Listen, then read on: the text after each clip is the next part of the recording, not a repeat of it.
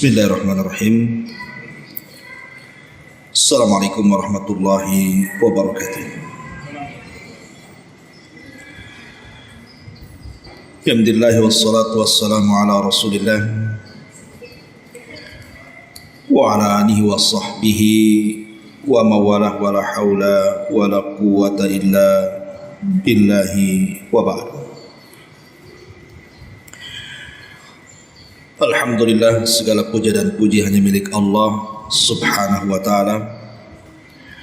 Salawat serta salam tetap kita hadiahkan kepada Rasul kita, qudwah kita, Nabi kita, Nabi Muhammad sallallahu alaihi wa ala alihi wasallam.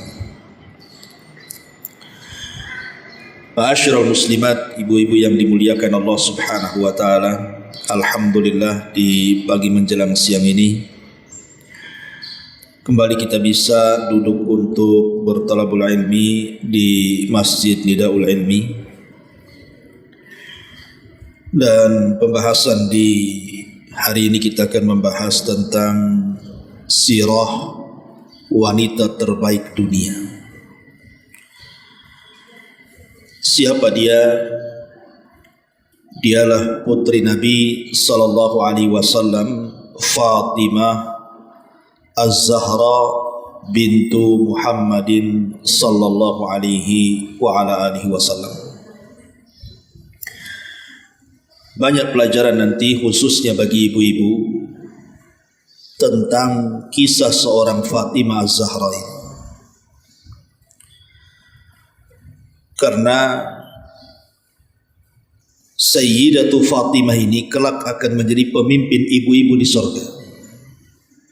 Jadi ibu harus tahu biografi, minimalnya singkat enggak apa-apa. Karena nanti Fatimah, Sayyidah Fatimah ini akan menjadi pemimpin seluruh wanita di surga, termasuk juga kalau ibu-ibu ditakdirkan masuk surga, maka pemimpin ibu-ibu itu adalah Fatimah. Siapa Fatimah ini? Bagaimana perjalanan hidupnya? Dan bagaimana keluarganya serta bagaimana wafatnya? Ma'asyiral muslimat yang dimuliakan Allah subhanahu wa ta'ala, di dalam hadis Nabi sallallahu alaihi wasallam, Nabi sallallahu alaihi wasallam mengatakan, kamula minar rijal katsirun. Laki-laki yang sempurna itu banyak.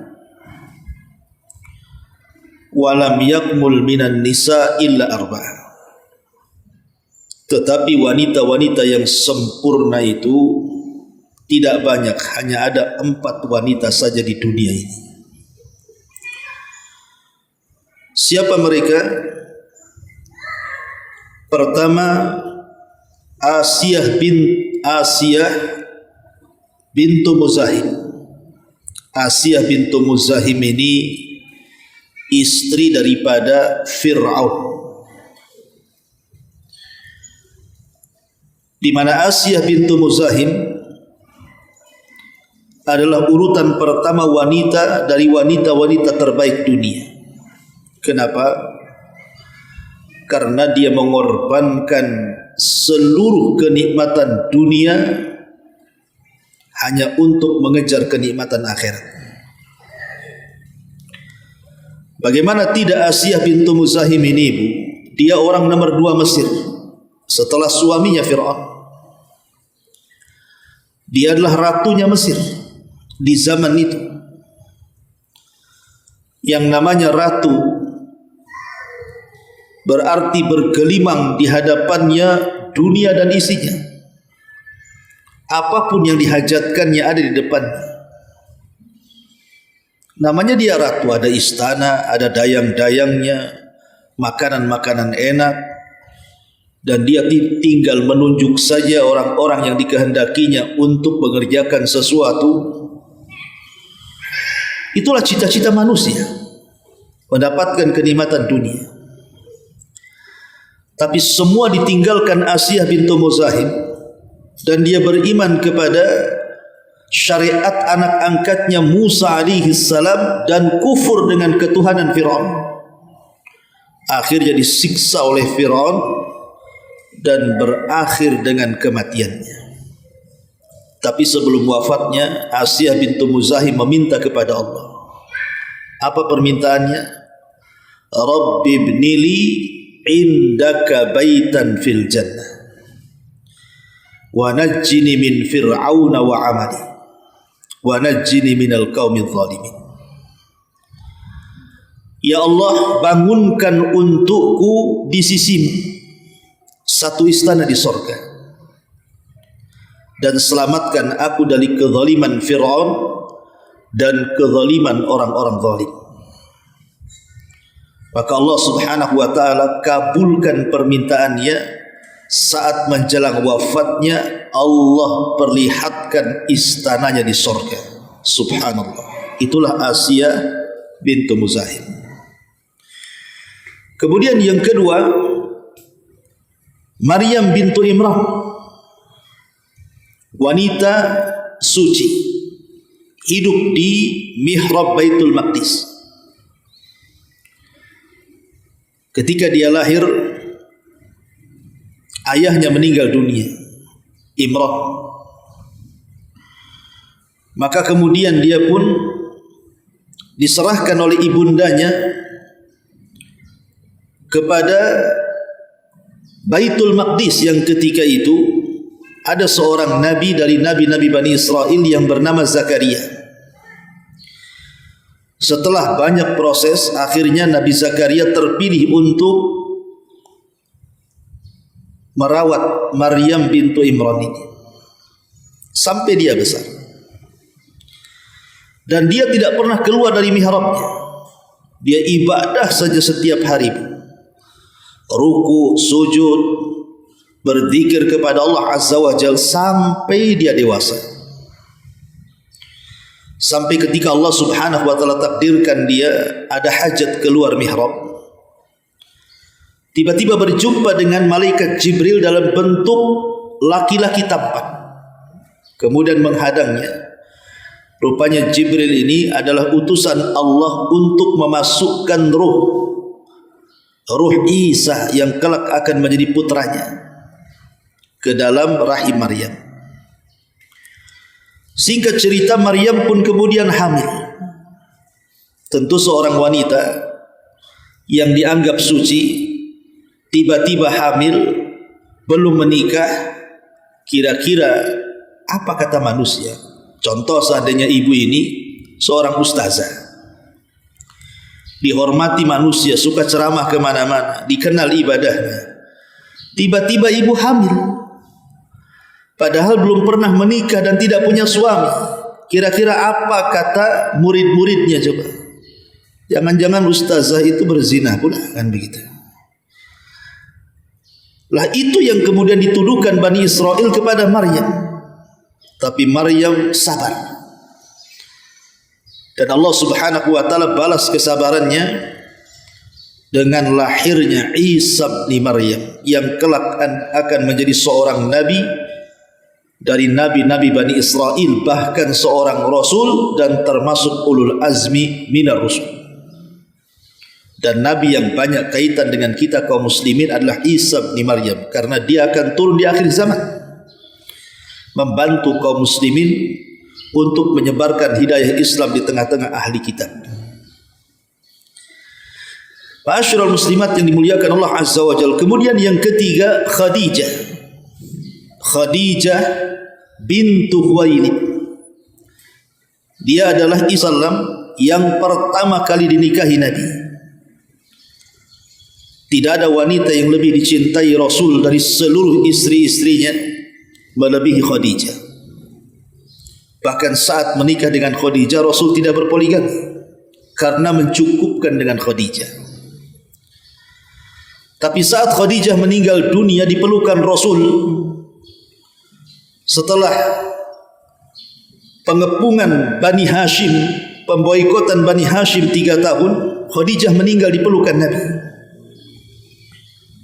Kemudian setelah Nabi SAW menikah dengan beberapa wanita, di antaranya Saudah dan juga Aisyah Ummul Mukminin radhiyallahu anha, dia masih terkenang dengan Khadijah dan selalu menyebut-nyebut namanya, sehingga Aisyah cemburu. Tetapi Rasul menjelaskan alasannya kenapa dia sangat cinta dengan Khadijah. Kata Rasul, bagaimana aku tidak cinta dengan Khadijah? Dia wanita yang pertama beriman kepadaku saat manusia semuanya kufur kepadaku. Dia wanita yang pertama membenarkan risalahku saat manusia semuanya mendustakan diriku. Dia wanita yang pertama kali menginfakkan hartanya di saat manusia tidak ada yang menginfakkan hartanya. Dan dari rahimnya lahirlah seluruh keturunanku, kata Rasul. Khadijah bintu Khuwailid. Tapi saya tidak menghendaki untuk menceritakan Asia, Maryam ataupun Khadijah, tidak cukup waktunya. Kita akan fokus kepada wanita yang keempat. Dialah Fatimah Az-Zahra bintu Rasulullah sallallahu alaihi wa ala alihi wasallam. Ma'asyiral muslimat yang dimuliakan Allah Subhanahu wa taala. Fatimah adalah anak perempuan paling bungsu dari Khadijah. Karena Khadijah itu kan memiliki 4 putri dari pernikahannya bersama Nabi SAW. Yang paling besar namanya Zainab, yang menikah dengan Abul As ibn Rabi. Kemudian disusul dengan Ruqayyah, yang menikah dengan Utsman ibn Affan radhiyallahu anhu, yang sebelumnya dinikahi oleh putra Abu Lahab, kemudian diceraikan dan dinikahi Utsman ibn Affan. Kemudian yang ketiga Ummu Kulthum, sama juga dinikahi salah satu putra Abu Lahab, kemudian diceraikan, kemudian dinikahi Utsman kembali setelah meninggalnya Ruqayyah. Jadi Utsman itu menikahi 2 putri Nabi, makanya disebut Dzunuraini, pemilik 2 cahaya. Karena sejak zaman Adam sampai kiamat dibangkitkan, tidak ada seseorang yang menikahi dengan 2 putra Nabi, 2 putri Nabi kecuali Utsman. Makanya ketika Ali ditanya soal Utsman, apa kata Ali? Dzakar rajul yud'a fi mala'il a'la bi Dzunuraini. Itulah laki-laki yang dipanggil dari atas langit sebagai pemilik 2 cahaya, karena menikahi Ruqayyah, setelah meninggalnya kemudian menikahi adiknya Ummu Kulthum. Lah yang terakhir inilah yang kita akan kisahkan, putri dari Khadijah yang bungsu adalah Fatimah bintu Rasulullah sallallahu alaihi wasallam. Dia lahir, ibunya sudah meninggal. Jadi lahir saja ketika di usia 5 atau 6 tahun, ibundanya Khadijah bintu Khuwailid meninggal dunia. Dan ketika itu 2 tahun setelahnya Nabi SAW, 2 tahun sebelumnya Nabi SAW baru saja diangkat menjadi Nabi dan Rasul. Jadi lahirnya Fatimah itu 2 tahun setelah diangkatnya beliau menjadi Nabi dan Rasul, dan usianya 5 atau 6 tahun setelah wafatnya Khadijah. 6 tahun itu, usia 6 tahun, kemudian wafatlah ibundanya Khadijah bintu Khuwailid.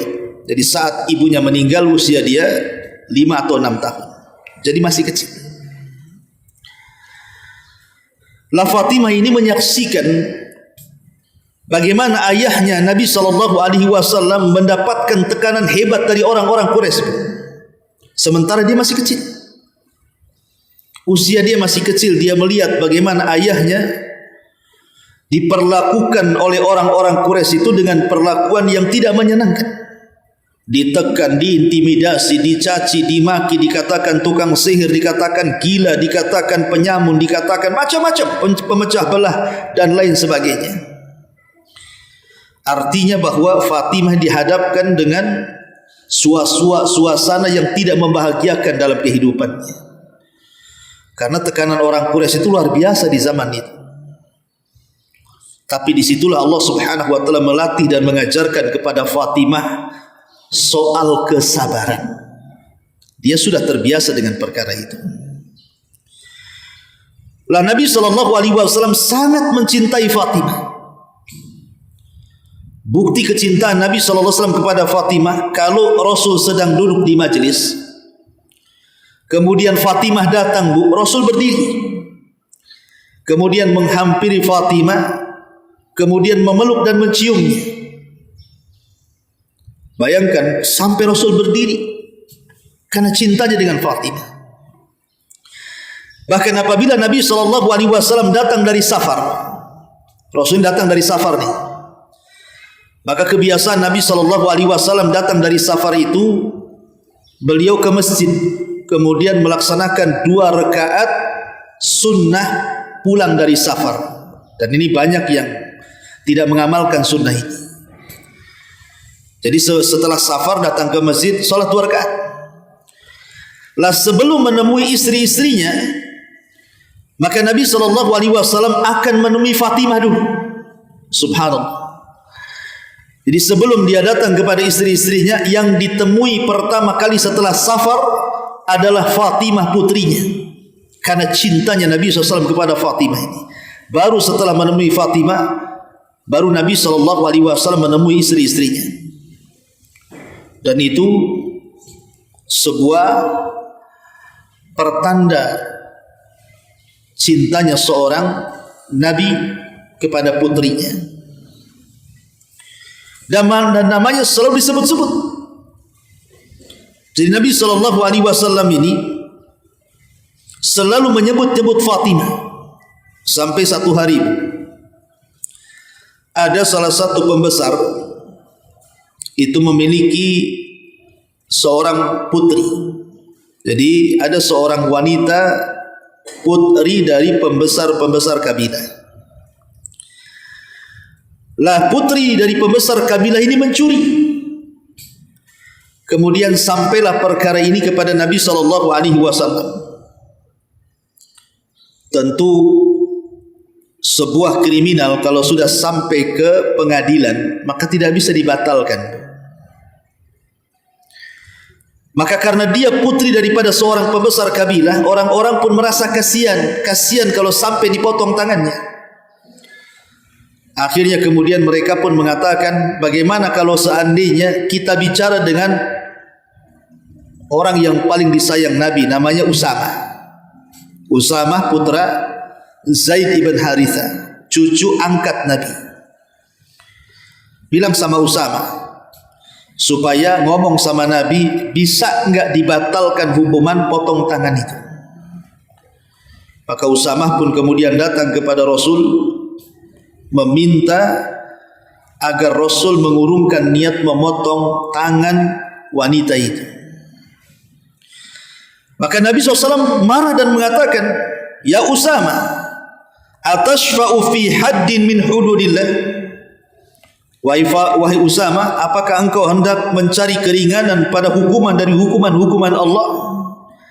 Maka Rasul langsung berkhutbah di hadapan para sahabat dan mengatakan, innama ahlaka qablakum, innama ahlaka alladhina qablakum annahum kanu idha saraka fihimus syarif tarakuhu wa idha saraka fihimul dhaif aqamu alaihi al-had waimullahi lau anna Fatimah binta Muhammadin saraqat laqata'tu yadaha.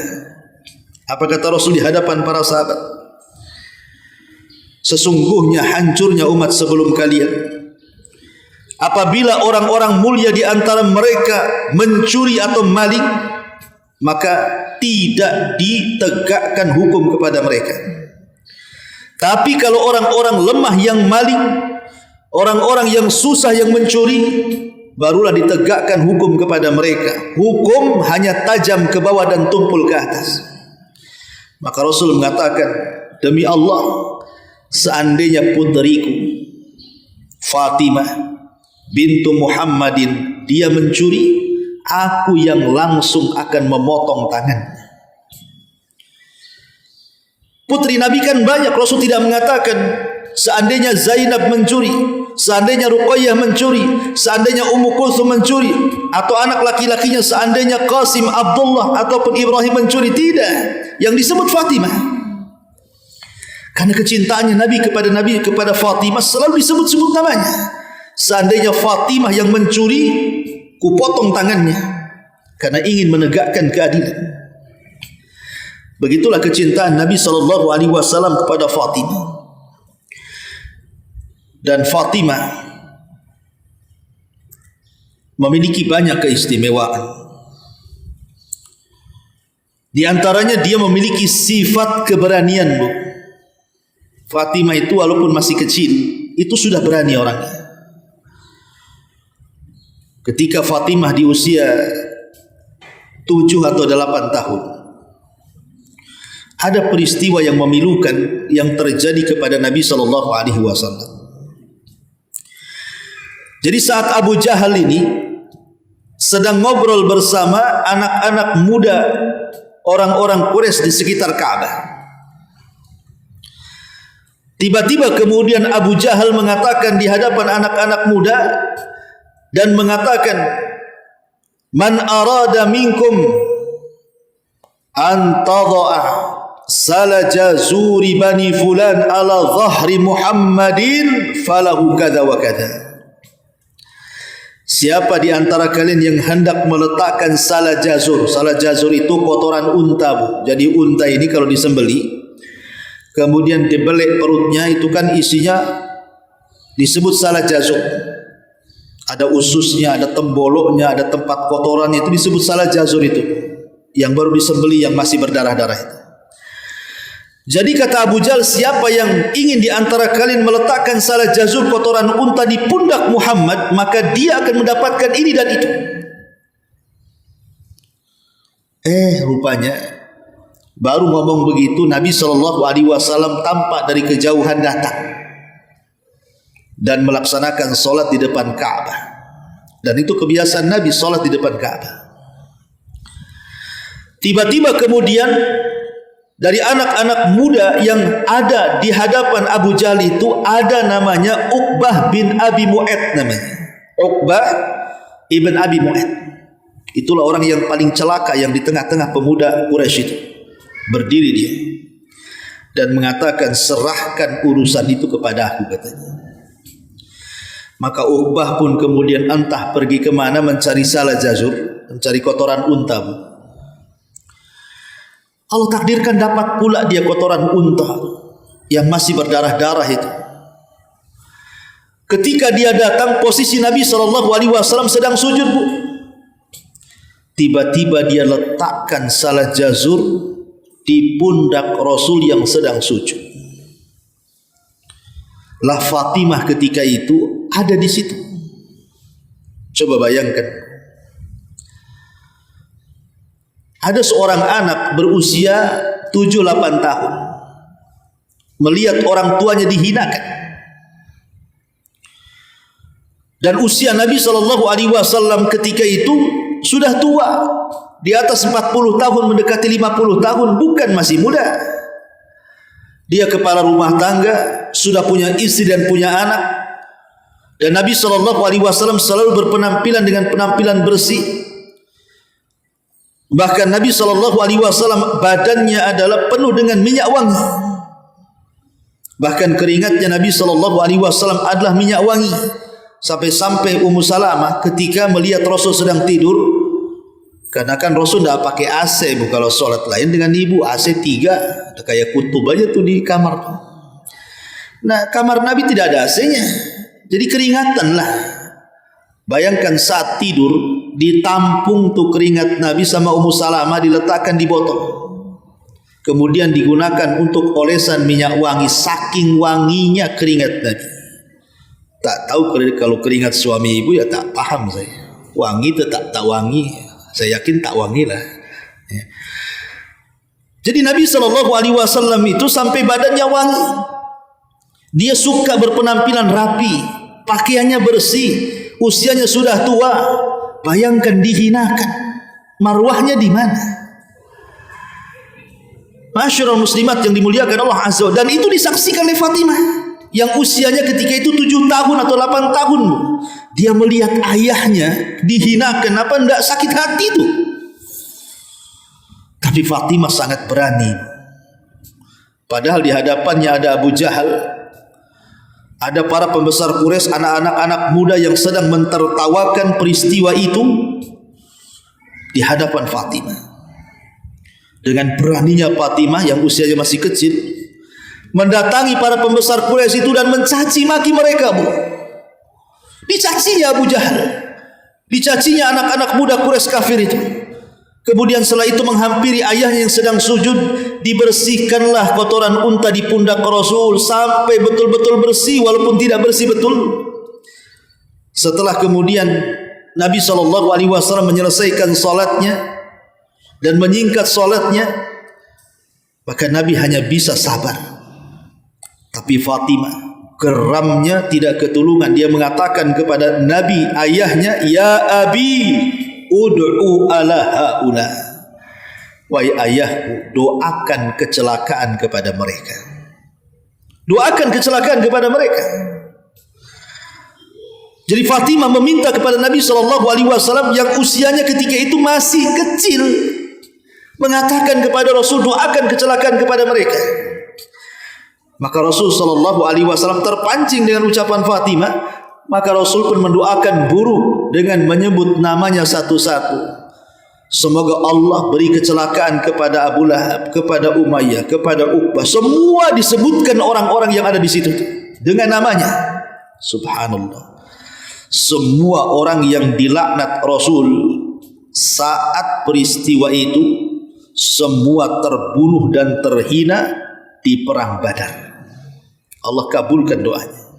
Tapi syahidnya di sini, lihat bagaimana keberanian Fatimah, putri Nabi SAW. Ma'asyiral muslimat yang dimuliakan Allah Subhanahu wa taala. Ketika Nabi SAW melihat gelagat Ali radhiyallahu anhu, kayaknya dia suka dengan putrinya. Jadi Fatimah ini sudah menginjak dewasa. Ada gelagat Ali radhiyallahu an suka dengan putrinya. Dari situ Nabi SAW tahu. Makanya setiap orang atau laki-laki yang datang melamar Fatimah ditolak Nabi. Datang Abu Bakar ditolak, datang Umar ditolak, datang para pembesar, para sahabat Rasul yang ingin melamar Fatimah, semua ditolak Nabi. Karena Rasul tahu dan Rasul sudah mempersiapkan Fatimah untuk siapa? Untuk Ali radhiyallahu anhu. Dan Ali ini laki-laki miskin, tidak punya apa-apa. Dia hidup bersama Nabi sejak usia 10 tahun sampai dia dewasa. Kata Nabi SAW, "Ya Ali, aturidu Fatimah?" Ali, nampaknya kau suka dengan Fatimah. Kau mau menikah dengan Fatimah? Maka Ali radhiyallahu anhu dengan cekatan mengatakan, "Tentu wahai Rasul, aku suka dengan Fatimah." Kata Nabi SAW, "Engkau mau menikahi putriku, kira-kira maharmu apa?" Ditanya maharnya, Bu. Kata Ali, "La syai'a ya Rasul." Aku tidak punya apa-apa wahai Rasul. Lihat, mau nikah tidak punya apa-apa, itu namanya modal nekat. Tapi Nabi SAW mengatakanlah, "Bukankah dahulu aku pernah memberimu baju besi?" Kata Rasulullah, "Ali, dulu kan aku sudah kasih kau baju besi. Di mana tuh baju besimu tuh?" Kata Ali, "Masih ada wahai Rasul." Juallah baju besimu, menikahlah dengan itu, katanya. Akhirnya sama Ali dijual baju besi itu seharga 4 dirham. Berapa 4 dirham? 1 dirham itu kan kalau diemaskan ya kurang lebih 2,5 gram. 2,5 gram berarti kalau 1 gramnya 1 juta, anggaplah 2,5 juta kali 4,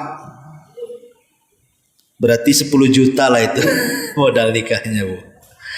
Modal nikahnya 10 juta. Lihat, orang mulia sekelas Ali radhiyallahu an menikah dengan 4 dirham. Orang yang paling mulia miskin hidupnya, tapi di zaman sekarang orang yang paling hina kaya pula hidupnya. Itulah dunia. Ma'asyiral muslimin, muslimat yang dimuliakan Allah Subhanahu wa taala. Maka setelah kemudian ditentukan waktunya, maka menikahlah Ali radhiyallahu an dengan Fatimah bintu Rasulullah sallallahu alaihi wasallam, pernikahan yang sangat sederhana yang harus ditiru oleh kaum muslimin. Sekarang lihat banyak orang menikah itu, Bu, subhanallah, sampai ngutang-ngutang dia menikah tuh. Ngutangnya enggak kira-kira ratusan juta, karena ingin supaya pernikahannya itu bukan hanya nikah tapi juga ingin viral kalau bisa tuh. Setelah nikah datang tuh tagihan utang, stres, akhirnya bertengkar, cerai pula. Baru nikah dah cerai. Kan tidak begitu, Bu. Harusnya kalau orang berpikir itu, nikah itu sederhana saja. Karena hidup yang paling penting itu adalah setelah pernikahan. Itu yang kita perlu modal, perlu rumah, perkakasnya, perlu kendaraan, perlu pekerjaan, dan begitu seterusnya kan. Ini enggak, di zaman sekarang dihabis-habiskan waktu nikah, habis nikah pusing bayar utang. Masalah. Ya. Lihat pernikahan putri Nabi SAW Fatimah, sangat sederhana, dengan 4 dirham saja. Dari pernikahan Fatimah dengan Ali radhiyallahu an, lahirlah anak-anak hebat dunia. Saat lahir putra pertama namanya Hasan, maka Nabi SAW datang kepada Ali, "Ya Ali, siapa nama putramu?" Kata Ali, "Ja'far." Kata Rasul, "Jangan, sebaiknya ganti nama putramu, jangan Ja'far." Kata Ali, "Kalau begitu apa wahai Rasul?" Maka kata Rasul, "Kasih nama putramu Hasan." Hasan itu artinya baik. Dan nanti kalau istrimu punya anak lagi, kasih nama Husain. Jadi sebelum lahir adiknya sudah dikasih nama tuh. Akhirnya kemudian lahirlah Hasan, kemudian setelahnya lahirlah Husain, kemudian setelahnya lahirlah Muhsin, kemudian setelahnya lahir Ummu Kulthum. Jadi di pernikahan Ali radhiyallahu an dengan Fatimah lahir 3 putra dan 1 putri, Hasan, Husain, Muhsin, dan Ummu Kulthum. Tapi Muhsin meninggal di waktu kecil. Subhanallah. Ketika para ulama menceritakan biografi Fatimah, bagaimana Fatimah tidak punya kemuliaan, sampai-sampai dia katakan, "Hiya ibnu man, hiya ummu man, hiya zawjutu man." Fatimah ini anak siapa, ibu siapa, dan istri siapa? Ketiga-tiga soalan ini ditanyakan, itu cukuplah menunjukkan kemuliaan Fatimah. Anak siapa, ibu siapa, dan istri siapa? Dia anak Nabi SAW, manusia yang paling mulia dari seluruh manusia yang ada di permukaan alam semesta ini. Sayyidul Anbiya'i wal Mursalin, pemimpinnya para nabi. Hiya ummu man, dia ibu siapa? Dia ibunda daripada para pemimpin anak-anak muda di sorga, Hasan dan Husain. Karena Hasan dan Husain itu kata Nabi SAW, Sayyida syababi ahlil jannah, kelak akan menjadi pemimpin anak-anak muda di sorga. Hiya zawjutu man, dia istri siapa? Zaujatu man, dia istri siapa? Dia istri daripada Amirul Mukminin, satu dari 4 Khalifatul Rasyidin, yang disabdakan Nabi SAW, "Alaikum bi sunnati wa sunnatil khulafa'ir rasyidin." wajib berpegang dengan sunnahku dan sunnah para khulafaur rasyidin. Suaminya adalah satu dari khulafaur rasyidin. Dan Fatimah sendiri adalah sayyidatun nisa'i ahlil jannah. Dia adalah pemimpin wanita di surga. Ma'asyiral muslimat yang dimuliakan Allah Subhanahu wa taala. Setelah kemudian Fatimah menikah dengan Ali, kehidupan keduanya, ibu jangan bayangkan susahnya kehidupan Fatimah saat berumah tangga itu. Karena semua dikerjakan sendiri oleh kedua tangan mulia Fatimah. Bayangkan Ali ini kan pekerjaannya adalah penulis wahyu. Kemana-mana menulis wahyu Nabi sallallahu alaihi wasallam. Dan dia tidak selihai dalam mencari maisha itu seperti Abu Bakar, Utsman, Abdurrahman ibn Auf yang kaya-kaya, tidak. Dia tidak pandai itu. Karena hidupnya betul-betul hanya untuk akhirat saja. Jadi hidupnya serba kekurangan. Sehingga Fatimah harus mengimbangi kondisi suaminya. Dia harus mencari kayu bakar sendiri ke hutan, kemudian memotong kayu bakar, kemudian memasak masakan, membersihkan rumah, mengurus anak-anaknya. Pokoknya berat kehidupannya. Coba sajalah ibu ya di rumah tangga kan, Bu. Kalau semua dikerjakan ibu kan berat kan, Bu. Habis air galon, cari air, cari isi air ulang sendiri, dibopong sendiri. Gas habis, ibu berangkat ke warung, dibopong sendiri. Isi kulkas habis, ibu ke pasar sendiri, nggak ada suami ngantar-ngantar. Kemudian sampai di rumah ngepel, nyapu, anak-anak nangis, yang satu minta disusu, yang satu minta ini minta itu. Apa nggak stres Bu kehidupan ibu kayak gitu kan? Lah itulah Fatimah seperti itu, Bu. Kalau sekarang kan enggak, Bu. Ibu mau ke pasar, Bang, antar ke pasar, ngek pakai motor, senang. Ya.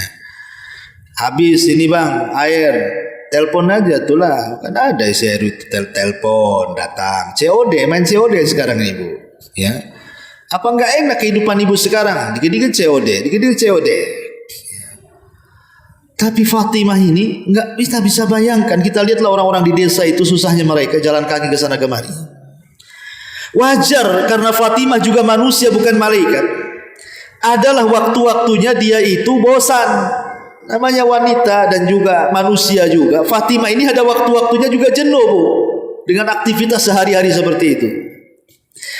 Jadi satu hari dia mendengar Rasul itu baru pulang dari peperangan.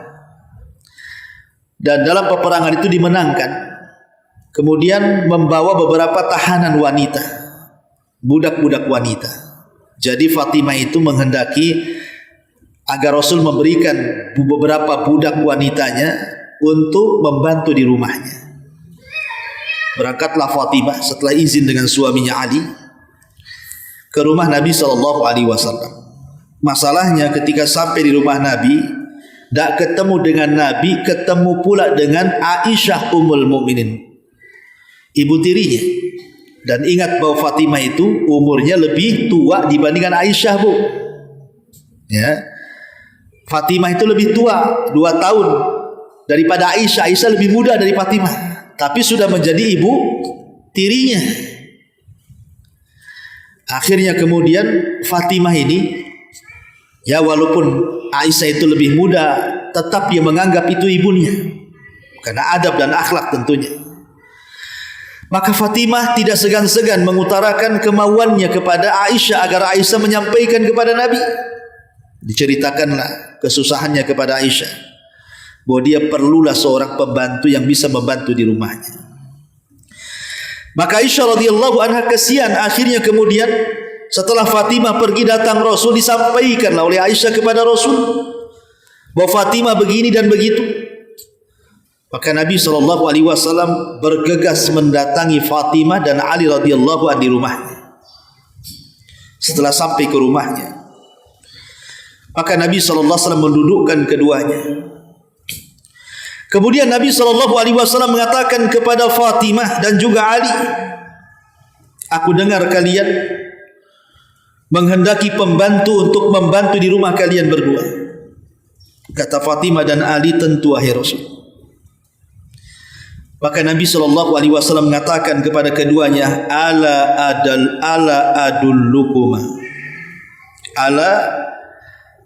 adullukuma ala khairin mimma sa'altumah. Kata Rasul, maukah kutunjukkan kepada kalian berdua sebuah perkara yang lebih baik dari apa yang kalian berdua minta kepadaku? Kata Rasul, mau yang lain enggak selain itu? Ini lebih bagus loh. Maka kemudian Ali dan Fatimah mengatakan, tentu wahai Rasul, apa itu? Maka Nabi SAW mengatakan, idza akhadtuma madaji'akuma fakabbirallaha arba'an wa thalathin wahmada thalathan wa thalathin wasabbiha thalathan wa thalathin fa inna dhalika khairun lakuma mimma sa'altumahu. Kata Rasul, kata Nabi SAW, apabila kalian berdua menuju pembaringan kalian berdua, hendak tidur, jangan lupa bertakbir 34 kali, bertahmid 33 kali, dan bertasbih 33 kali, genap 100. Takbir Allahu Akbar 34, tahmid alhamdulillah 33, tasbih subhanallah 33. Kata Rasul, kalau kalian hendak tidur, bacalah 3 kalimat ini lebih baik dibandingkan kalian mendapatkan pembantu. Milih mana? Milih pembantu atau berzikir sebelum tidur, takbir 34, tasbih 33, tahmid 33. Kata Fatimah, aku memilih yang kedua. Coba Bu, ibu posisikan di depan mertua, ibu dan suami. Ya. Ibu kira-kira milih mana Bu? Ibu milih pembantu atau milih zikir, tasbih, takbir dan tahmid? Milih zikir Ustaz. Dusta lah ibu tuh. Ya, pasti dusta. Nah, kalau saya milih dua-duanya Ustaz, nggak boleh kan, harus milih salah satunya. Ya, milih dua-duanya pun dikir ditinggal pembantunya ya. Tapi begitulah mereka, akhirat lebih utama. Makanya kalau kita membicarakan salah satu surat dalam Al-Quran namanya surah Al-Insan Bu. Di Quran itu ada namanya surah Al-Insan. Ayat 8 sampai sekitar 15 atau 16 lah gitu. Di mana Allah Subhanahu wa taala berfirman, wa yut'imuna at-ta'ama ala hubbihi miskinan wa yatiman wa asira. Innama nut'imukum liwajhillah la nuridu minkum jazaan wala syukura. Inna nakhafu min rabbina yawman abusan qamtarira. Fawaqahumullahu syarra dhalikal yawm wa laqahum nadrata wa surura wa jazahum bima sabaru jannata wa harira muttaqiina fiha 'alal ara'ik la yarawna fiha syamsa wala zamharira ila akhiril ayat. Kata Allah, dan mereka memberikan makanan yang disukainya kepada orang miskin, kepada anak yatim, dan kepada orang yang ditawan. Sesungguhnya kami memberikan makanan kepadamu hanyalah untuk mengharap keridhaan Allah. Kami tidak menghendaki balasan dari kamu dan tidak pula ucapan terima kasih. Sesungguhnya kami takut akan azab Tuhan kami pada satu hari yang di hari itu orang-orang yang bermuka masam penuh dengan kesulitan, maka Tuhan memelihara mereka dari kesusahan itu dan memberikan kepada mereka kejernihan wajah dan kegembiraan hati, dan Dia memberi balasan kepada mereka karena kesabaran mereka dengan sorga dan pakaian sutra. Di dalamnya mereka duduk bertelekan di atas diban, mereka tidak merasakan dalamnya teriknya matahari dan tidak pula dinginnya bersangatan, dan begitu seterusnya. Sepakat ulama tafsir Bu, kalau ibu baca tafsir surah Al-Insan ayat 8 dan seterusnya, itu turun kepada Ali dan Fatimah. Sepakat ahli tafsir, kalau kita baca tafsirnya Bu, surah Al-Insan ayat 8 dan seterusnya itu turun kepada keluarga Ali dan Fatimah. Jadi ada kisah begini Bu. Walaupun kisah ini ada sebagian ulama melemahkan. Jadi satu hari salah satu putra beliau Ali itu sakit, entah Hasan entah Husain, pokoknya sakitlah keduanya. Jadi bernazarlah Ali ini, kalau seandainya sembuh, maka dia akan memberi makan fakir miskin. Maka dia akan berpuasa selama 3 hari berturut-turut. Jadi Ali bernazar kalau seandainya Hasan dan Husain sembuh, dia akan berpuasa 3 hari berturut-turut. Tentu ini sebelum ada larangan nazar. Karena sebenarnya nazar seperti ini tidak boleh, hukumnya makruh, ada yang mengatakan haram. Karena nazar itu tidak boleh ada barter. Ya, tapi ini sebelum ada larangan nazar. Jadi Allah takdirkan Hasan Husain ini akhirnya sembuh Bu. Ya otomatis Ali harus melaksanakan nazarnya. Maka Ali pun kemudian bernazar berpuasa 3 hari. Hari pertama Ali berpuasa. Ketika hendak berbuka, karena Fatimah ini kan tidak ada yang dimasak di rumahnya Bu. Jadi dia ingin menyenangkan suaminya. Jadi dari pagi dia bekerja kepada orang Yahudi. Kemudian orang Yahudi itu memberikan upah kepada Fatimah. Lah upahnya ini yang kemudian oleh Fatimah dibelikan makanan enak, dibuatkan makanan enak untuk suaminya dalam rangka berbuka puasa.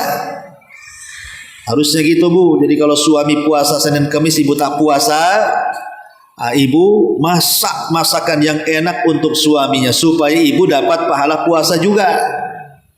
Begitu juga sebaliknya, kalau ibu yang puasa suaminya belikan makanan enak supaya suaminya juga dapat pahala puasa. Jadi akhirnya kemudian saat berbuka Bu, itu makanan sudah ada di depannya. Tiba-tiba ketika hendak berbuka bertepatan dengan azan maghrib, tiba-tiba rumahnya diketuk Bu. Diketuk rumahnya tuh. Pas dibuka rupanya yang mengetuk itu adalah fakir miskin. Ada orang yang sedang kelaparan, ada orang miskin yang datang ke rumah Ali meminta-minta makanan. Maka Ali radhiyallahu an melirik makanan yang dibuat oleh istri tercintanya Fatimah, itu makanan yang paling disukai dia Bu. Kemudian Ali mengatakan kepada Fatimah, wahai Fatimah, bagaimana kalau makanan ini kita berikan kepada orang miskin itu? Kata Fatimah, ya sudahlah. Akhirnya diberikan pula makanan kesukaan itu. Dan Ali pun hanya makan tamar kurma kering dan air putih saja. Kemudian hari kedua Ali berpuasa lagi. Fatimah juga ingin menyenangkan suaminya. Kemudian hendak berbuka dengan makanan yang lezat, tiba-tiba diketuk pula lah tuh yang kedua kali rumahnya. Pas ditengok rupanya anak yatim yang datang Bu. Kelaparan megang perutnya anak yatim ini. Maka Ali mengatakan kepada Fatimah, bagaimanalah kalau makanan ini kita kasihkan kepada anak yatim wahai Fatimah? Kata Fatimah, ya enggak apa-apa. Dikasihkan lagi itu makanan kesukaannya.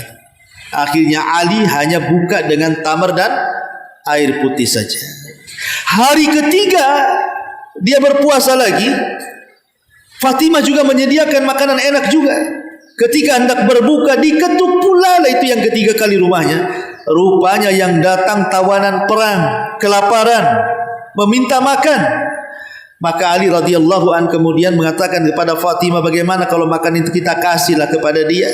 Akhirnya dikasih. Ali pun hanya makan tamar dan juga air putih. Dari sinilah Allah turunkan wa yut'imuna at-ta'ama ala hubbihi miskinan wa yatiman wa asira, dan mereka memberikan makan yang disukainya kepada orang miskin, anak yatim dan orang yang ditawan. Turun ayat ini kepada Fatimah dan Ali. Lihat bagaimana kehidupan mereka itu hanya akhirat-akhirat saja Bu.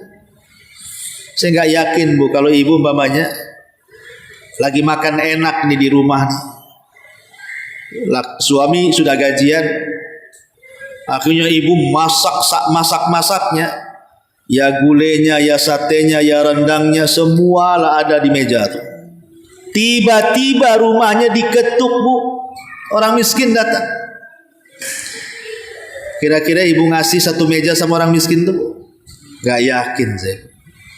Paling yang ada ditengok dari balik gorden kan. Nampak yang minta-minta, ditutup lagi gordennya. Bukan ngasih, ditutup gordennya. Atau paling pun kemudian membuka pintu itu paling ya diusir kan itu. Nggak ada orang. Atau kalaupun dikasih ya sekedarnya kan. Itulah kita bakhilnya, Bu. Kadang-kadang kita ini bakhil. Tapi lihat bagaimana Fatimah dan keluarga Ali ini luar biasa mengajarkan kedermawanan kepada kita, sampai memberikan makanan yang dicintainya tuh. Ini pelajaran besar luar biasa yang diajarkan keluarga Ali dan Fatimah kepada kita. Ma'asyiral muslimat yang dimuliakan Allah Azza wa Jalla, yang namanya keluarga, siapapun lah, saya, ibu atau siapapun, pasti kan ada lah masalah-masalah itu. Nggak mungkin keluarga itu tidak ada masalah, karena berkeluarga itu pasti ada saja masalah-masalah, entah dari suami atau dari istri atau dari orang tua atau dari anak, ada saja. Keluarga yang tidak pernah bermasalah itu, Bu, itu cuma satu, adanya di sinetron. Ya, adanya di sinetron Korea. Itulah memang, kalau itu memang tak ada masalah karena itu settingan kan. Tapi ibu kalau tidak sedang bersinetron pasti ada masalah. Lah keluarga Ali itu sama juga bermasalah. Namanya manusia bermasalah. Fatimah dengan Ali ini, entah urusannya apa, masalahnya apa, bermasalah lah sampai Ali ini keluar rumah, meninggalkan istrinya, kemudian ke Masjid Nabawi, tidur di Masjid Nabi. Nabi SAW datang, kemudian hendak menjumpai Ali, datang ke rumah Fatimah. Sampai di rumah Fatimah tak nampak pula Ali, dan dia lihat muka Fatimah itu nampaknya lagi ada masalah tuh dengan suaminya. Rasul tahu, tapi Nabi SAW tidak hendak mengorek masalahnya apa. Itulah mertua baik itu seperti itu, Bu. Ibu kalau punya anak nanti sudah jadi ibu, ya sudah jadi mertua. Kalau ada masalah dengan anaknya atau mantunya, jangan pernah dikorek masalahnya, tapi didamaikan masalahnya. Ada apa sih dengan kamu tuh? Apa sih masalahmu tuh? Masalah suamimu tuh apa? Jangan, Bu. Itu urusan mereka berdua. Jadi kalau ada curhat dari anak, Bu, soal suami atau sebaliknya, ibu tidak usah dengar masalahnya, tapi ibu nasihati berdamai. Berdamai. Disuruh baikan, ya. Karena kalau ibu tahu masalahnya kadang-kadang dendam, akhirnya pro sama anaknya, kontra sama suaminya. Nah itu masalah nantinya, berat sebelah, tidak imbang. Maka Nabi SAW hanya mengatakan, Aina Ali? Fatimah, di mana Ali? Akhirnya kemudian Fatimah mengatakan, oh Ali keluar, kemungkinan ada di masjid, wahai Rasul. Akhirnya kemudian Rasul pun mencari Ali, dan betul Ali ada di masjid sedang tidur. Maka kemudian karena sayangnya Rasul kepada Ali, Ali sedang tidur dan masjidnya Rasul itu kan penuh dengan tanah, karena beda dengan masjid sekarang, ada keramik, ada sajadah, ada permadani, ada enggak. Masjid Rasul itu masih berkalang tanah, Bu. Jadi Ali ini tidur di atas tanah. Jadi bahunya itu penuh dengan debu. Maka Nabi SAW ingin mencandai Ali dan mengatakan, Kum ya Aba Turab, kum ya Aba Turab. Bangun wahai bapak tanah. Wah, bangun wahai bapak tanah. Ali terperanjat datang Nabi. Dan itulah kemudian kalimat Abu Turab disukai Ali, karena itulah julukan yang dikasih Nabi, ya. Maka kemudian Rasul pun membawa Ali pulang, kemudian mendamaikan Ali dengan Fatimah. Lihat bagaimana Nabi SAW ketika itu tidak menyalahkan Ali, tapi menasihati putrinya Fatimah dan mengatakan, ya Fatimah, innaha la mra'ata bimra'atin la tajidu raihata zawjiha. Hai Fatimah, seorang wanita itu tidak punya kehormatan, tidak punya penghargaan kalau dalam satu hari dia tidak mencium bau suaminya. Ini sebuah kinayah dari Rasul, sebuah kinayah dari Nabi SAW bahwa jangan seorang wanita itu memancing-mancing masalah dalam keluarga. Jangan memancing-mancing masalah dalam keluarga. Walaupun suami itu di posisi salah, Bu, anggaplah suami di posisi salah. Maka Islam itu mengajarkan yang pertama kali minta maaf itu adalah perempuan. Istri minta maaf sama suami walaupun di posisi suami yang salah, Bu. Karena sifat suami itu kan dia egois, dia ingin menang sendiri. Ibu harus pahami itulah kekurangan laki-laki. Kekurangan laki-laki itu pengen menang sendiri, pengen seolah-olah dia tidak pernah salah. Itu kekurangannya. Sebagaimana kekurangan ibu pun suka mengingkari kebaikan suami. Jadi masing-masing itu ada kekurangan, Bu. Kalau wanita itu kurangnya qusurul fitri, ya, tidak suka memandang rendah kebaikan suami. Jadi walaupun suami berbuat baik kepada ibu mungkin ratusan tahun, kemudian suami berbuat salah, pasti ibu akan mengingkari kebaikannya dan mengatakan, engkau tidak pernah berbuat baik kepadaku, katanya. Padahal udah kasih rumah, dikasih gaji bulanan, dikasih makan, dikasih anak pun masih dibilang kau tidak pernah berbuat baik. Atau dengan bahasa lain, memang kau ini tak ada perasaannya, katanya. Ini bahasa-bahasa halusnya lah kan. Itu kekurangan ibu. Kami laki-laki maklumi, ya, itulah kekurangannya. Pasti kalau kita melakukan kesalahan itu pasti diingkari itu sama ibu tuh. Memang kau ini tak ada perhatian. Lah, dikasih gaji bulanan gak diperhatiin itu. Nah, itulah bahasa-bahasa istri kan. Lah suami berbeda pula kekurangannya, Bu. Seolah-olah dia paling benar aja tuh, padahal dia salah tuh. Seolah-olah dia benar semua. Itulah kekurangannya. Ibu harus sabar di situ. Sebagaimana suami juga harus sabar kekurangan istrinya karena suka mengingkari nikmat, maka istri pun harus sabar karena suami itu memang suka egois. Maka mintalah lebih dahulu, apalagi memang sorga seorang istri itu di rumahnya, bukan di luar rumah. Kalau ibu cari sorga di luar rumah nggak akan dapat. Ya, sorganya ibu-ibu itu di rumah. Maka lebih banyak mengalah. Karena kebanyakan, Bu, wanita yang masuk sorga itu karena punya dua sifat. Pertama, dia suka bersabar. Yang kedua, dia suka bersyukur. Bersabar karena keburukan suaminya, bersyukur apapun yang diberikan suaminya, sedikit ataupun banyak. Itulah dua sifat yang banyak memasukkan seorang istri ke sorga. Ma'asyiral muslimat yang dimuliakan Allah Subhanahu wa taala. Lah kok Ustaz ini makin memojokkan kami pula di sini, katanya. Iyalah, ini kan kajian ibu-ibu. Kalau saya kajian bapak-bapak ya saya hantamlah bapak-bapak kan. Intinya bahwa di sini Ali radhiyallahu anhu dan keluarganya Fatimah akhirnya berdamai. Dan itulah sebaik-baik keluarga. Setajam apapun masalah, cari jalan keluarnya. Banyak kasih uzur baik laki-laki atau perempuan. Lebih baik tidak bercerai dibandingkan bercerai. Kecuali kalau memang perceraian itu diharuskan karena sebuah uzur syar'i. Baik, ma'asyiral muslimat yang dimuliakan Allah Subhanahu wa taala. Lah ketika Ali dan Fatimah ini punya anak Hasan dan Husain, maka Hasan dan Husain itu menjadi cucu yang paling disayang Nabi. Jadi putra-putri Ali dan Fatimah itu disayang Nabi. Sampai Nabi itu pernah sholat, Bu, sedang sujud, naik pula si Hasan Husain itu di punggung Nabi. Maka Nabi SAW membiarkan melamakan sujudnya. Tentu ketika ini sholat sendiri, Bu, ya, bukan sholat jamaah. Kalau sholat jamaah imamnya bawa anak, kemudian anaknya naik di punggung imam, nunggu kayak Nabi, anaknya setengah jam di punggungnya, ya kasihan makmumnya lah kan gitu. Artinya di sini Rasul sedang sholat sendiri, kemudian Hasan Husain naik di pundaknya, maka Rasul lamain sujudnya sampai dia turun sendiri baru bangkit dari sujudnya.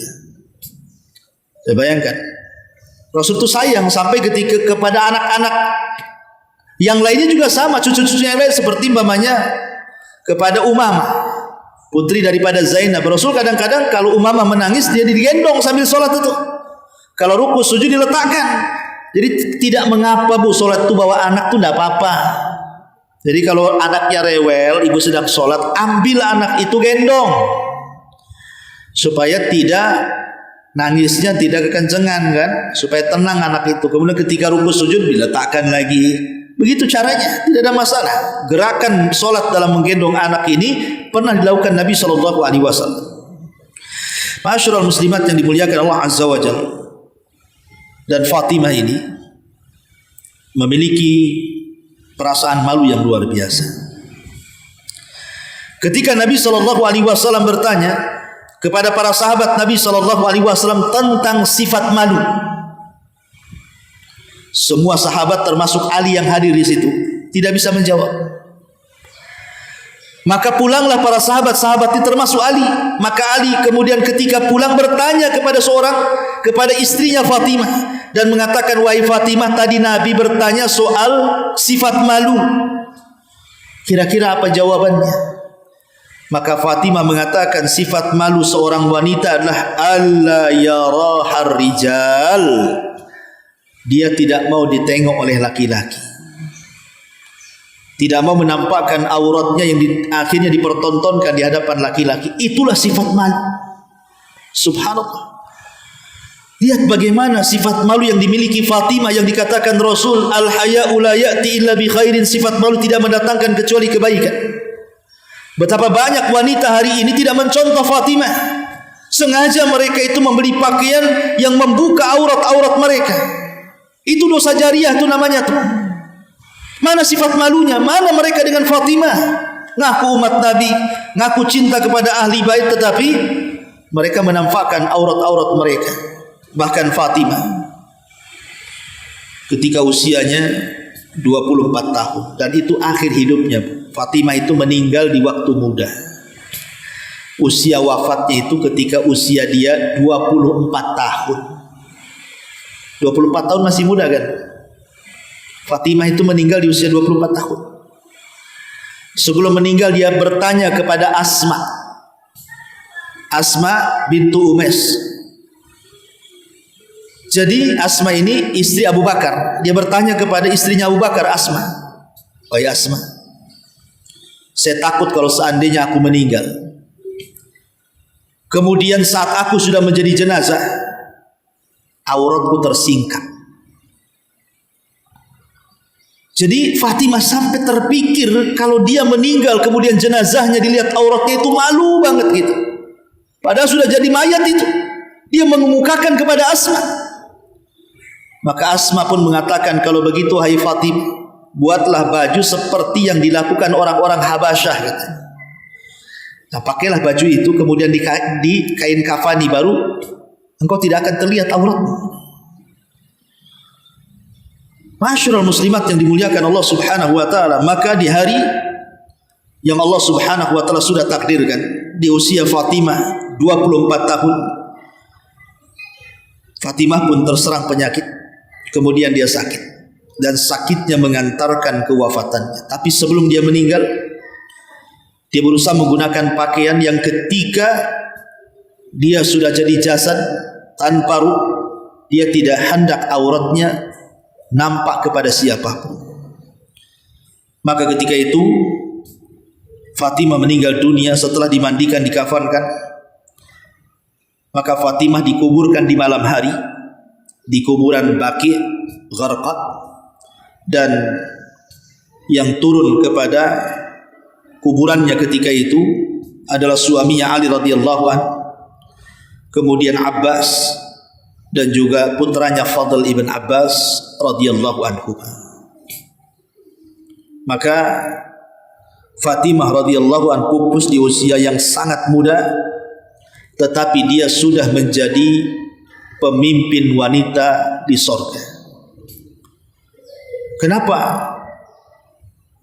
Fatimah itu dijadikan oleh Allah menjadi pemimpin wanita di sorga, padahal wafatnya saja di usia muda 24 tahun? Ingat, karena Fatimah itu punya amalan yang tidak dimiliki siapapun. Amalan hati yang luar biasa.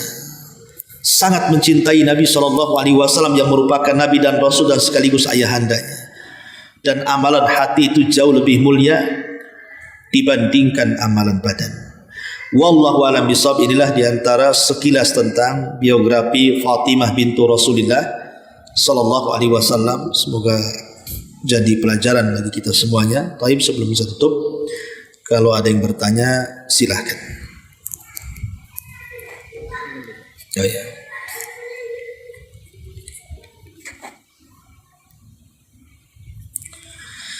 Ya, di sini ada pertanyaan, apa batas menjalin hubungan dengan tetangga? Yang kedua, apakah juga ikut kajian wirid, kumpul-kumpul sesama tetangga? Iya. Dalam Islam, tetangga itu adalah bagian daripada orang yang harus kita hormati. Sampai Jibril selalu mengingatkan Rasul untuk berbuat baik kepada tetangga, sampai-sampai Rasul menyangka tetangga itu jadi ahli waris karena seringnya Jibril mengingatkan soal tetangga. Dan tetangga itu ada 3 macam, Bu. Ada tetangga yang ada hubungan kekerabatan dengan kita, maka dia punya 3 hak. Hak tetangga, hak kerabat, dan hak seorang muslim kalau dia muslim. Yang kedua, ada hak itu, ada tetangga itu bukan kerabat orang lain tapi dia seorang muslim. Maka tetangga yang seperti ini punya 2 hak. Pertama, hak bertetangga. Yang kedua, hak seorang muslim. Yang ketiga, tetangga itu bukan muslim, bukan kerabat, dia non muslim, dia kafir, tapi tetangga kita, tetap dia punya hak. Satu, namanya hak bertetangga. Apa hak bertetangga itu? Kalau dia kafir, ya jangan mencegah perabotan-perabotan yang ada di rumah kita kalau tetangga pinjam. Walaupun dia kafir, umpamanya tetangga kafir itu pinjam panci, pinjam gelas, pinjam kompor, pinjam gas, pinjam galon, pinjam motor, pokoknya terserah lah. Ibu jangan larang, kasih. Ya, karena kalau ibu larang itu namanya wayamnaunal maun, sebut dalam surah Al-Maun, termasuk orang yang mendustakan agama. Ara'aital ladzi yukadzibu biddin. Jadi batas hak bertetangga itu yang wajar. Ya, menghormati tetangga, menanya keadaannya. Kalau dia seorang muslim, kalau dia sakit ya kita kunjungi. Kalau dia mati ya kita antarkan jenazahnya ke kuburannya. Kalau berjumpa kita mengucapkan salam gitu, Bu ya. Kalau dia minta dinasihati ya kita nasihati. Ya, pokoknya kalau dia minta bantuan kita bantu semampu kita. Jadi yang sifatnya ya kebaikan. Kita berusaha dekat dengan tetangga. Karena tetangga ini terkadang lebih tahu dulu musibah kita dibandingkan saudara. Tetangga tahu kita sakit, saudara kita tak tahu sakit karena saudara kita jauh. Ya. Makanya sama tetangga tetap harus baik. Tapi kalau seandainya dalam hal-hal yang tidak baik, maka tidak perlu kita ikut tetangga. Tetangga ngadakan umpamanya acara ulang tahun anaknya. Lah, ulang tahun ini bukan dari Islam. Ulang tahun ini acaranya orang kafir. Yang suka ngulang-ulang tahun anak itu orang kafir. Orang Nasrani, orang Yahudi, orang Islam itu tidak ada ulang tahun anak. Tiba-tiba anaknya ulang tahun, datang undangan ke ibu, hadirlah Bu, anak saya ulang tahun, mau niup lilin, mau motong kue dan begitu seterusnya. Enggak perlu hadir. Ngapain hadir? Karena itu bukan acaranya orang Islam. Ya. Jadi kalau acaranya orang Islam, jelas-jelas acaranya orang Islam, pokoknya ibu tetangga buat pengajian, undang ustadz, kemudian ibu diundang ngaji, ya nggak apa-apa, itu kan bagus. Tetangga ngundang, dia baru dapat rizki, ngajak makan-makan, ibu datang, ya datanglah makan-makan, rugilah tetap datang makan-makan, ya kan? Jadi kalau sifatnya kebaikan nggak masalah, tapi kalau sifatnya di dalamnya mengandung kesyirikan, mengandung bid'ah, mengandung hal-hal maksiat umpamanya, ya sebaiknya tidak usah datang, tidak ada masalah. Kalau ibu bisa menjelaskan, maka itu lebih baik lagi. Tapi kalau seandainya ibu bisa ngasih alasan, maka tidak ada masalah. Terkadang mencari yang lebih ringan madaratnya itu perlu. Contoh umpamanya Ya, ikut hadir di acara ulang tahun anak itu lebih besar dosanya dibandingkan berdusta. Ibu berdusta aja. Maaf nih, hari ini saya ada acara, padahal tak ada acara, Bu. Untuk menghindari hadir di ulang tahun. Ini sama-sama dosa kan, Bu? Ngomong afwan ada acara itu dosa karena dusta Ibu kan? Tapi hadir di acara pun makin berdosa. Nah, berarti terkadang kita harus memilih dua dosa mana yang lebih ringan. Tapi kalau ibu bisa menjelaskan lebih baik lagi. Oh maaf, saya tidak bisa hadirkan itu acara bukan acara orang Islam. Ya, lakum dinukum waliyadin lah itu acaranya orang-orang non Muslim. Nah, kalau ibu jelaskan lebih bagus lagi dengan lembut tentunya ya. Dengan santun, dengan bahasa yang tidak menyinggung. Tapi kan ada orang yang kadang-kadang mau menjelaskan itu berat kadang-kadang kan Bu. Maka cari alasan lain. Terkadang alasan itu terkadang harus berdusta. Ya. Maka tidak mengapa ya berdusta tapi untuk menghindari dosa yang jauh lebih besar lagi. Wallahu a'lam bishawab. Ya, ini yang bisa saya sampaikan, mudah-mudahan ada manfaatnya. Sudah 11:30 juga zuhur. Subhanaka wa bihamdika asyhadu an la ilaha illa anta astaghfiruka wa atubu ilaik. Allahu ta'ala alam. Assalamualaikum warahmatullahi wabarakatuh.